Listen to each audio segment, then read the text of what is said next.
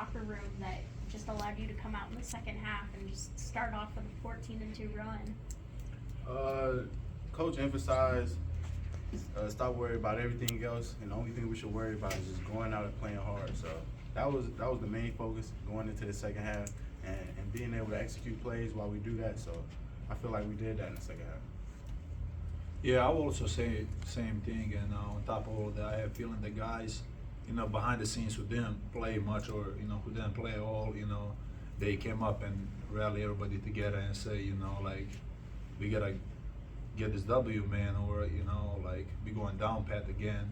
And, it might not seem, on the sidelines with the people who are in the stands that they're doing much, man, but they're lifting us up every time we come out of the game, every time we in halftime. So I'm just really appreciative to them. I just want to make that statement for everybody.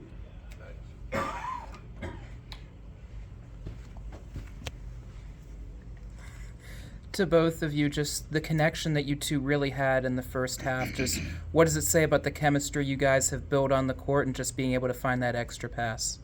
I'll say it starts in practice. He didn't start the season with us, but he kept the energy high, talked to us while we was going through practice, while he was trying to get back. So I felt like it started then, just building that chemistry in practice. And in the games, he's a great vocal big to have on the court with you. So he talks to you, let you know where he is on the court. So it makes it easy for a guy like me. Yeah, I'll probably, say the same thing, just watching Jimmy play. Obviously, he's, really talented offensively and defensively and really athletic guy. And, I have a feeling that was about one of the pieces in his game that he was, I don't want to say missing, but like he could have improved on. And, how the games was going, when I actually came back, I told him, I was like, hey, man, like, look for me, I'm gonna get you assist, man. Like, I know you need assist. I was like, I'm gonna get you. And, it kind of started off as a joke. And, I don't want to say a joke, but like it kind of started off as that, and we just kind of build on it, on a daily basis, on practice and all the other stuff. I'm just sad, I only can, spend a few more games with him, but we really seem to get, the connection that we need to, score points in the paint and score points over the pick and roll, so and whatnot,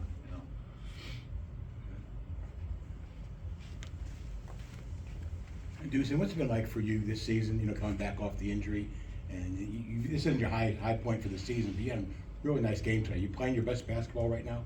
I wouldn't say my best basketball, but I would say, like I'm building up, I'll probably say like my knees are about like 80-85%, and I'm just trying to push myself as much as I can, because I knew coming in this year is going to be a rebuild year for me, in the sense of everything, moving, jumping, doing everything. And so like I'm trying to push myself every day, on and off the court, improve as much as I can.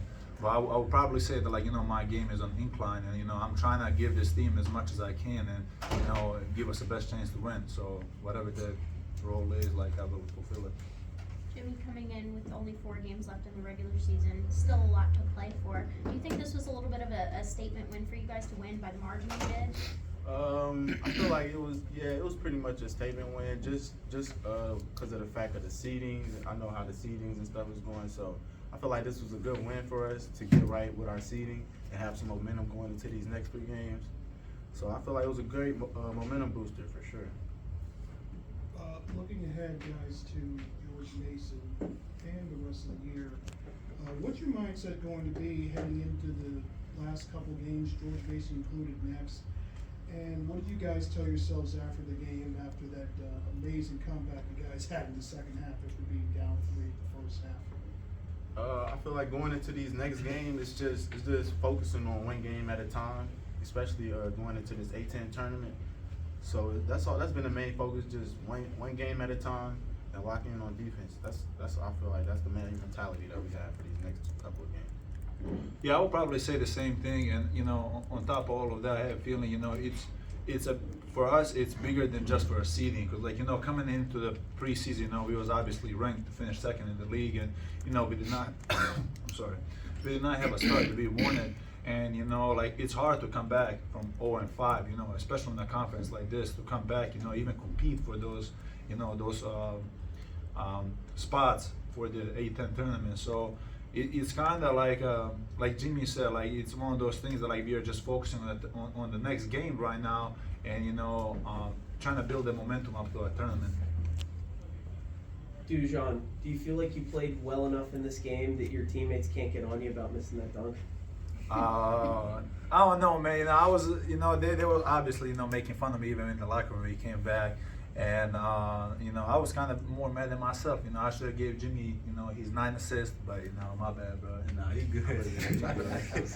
We'll do it again. LaSalle's one of the better teams in limiting turnovers. You guys forced 13 on them, 3 before the first media timeout. What was just the focus on causing chaos on their offense? We knew coming into this game they had 2 good guards that run their team for the most part. So it was just putting pressure on those guys, being able to play defense and stay active with those guys. So that was our main focus, and we got it done. So that's all I can say about that one. I agree. Thank you, gentlemen.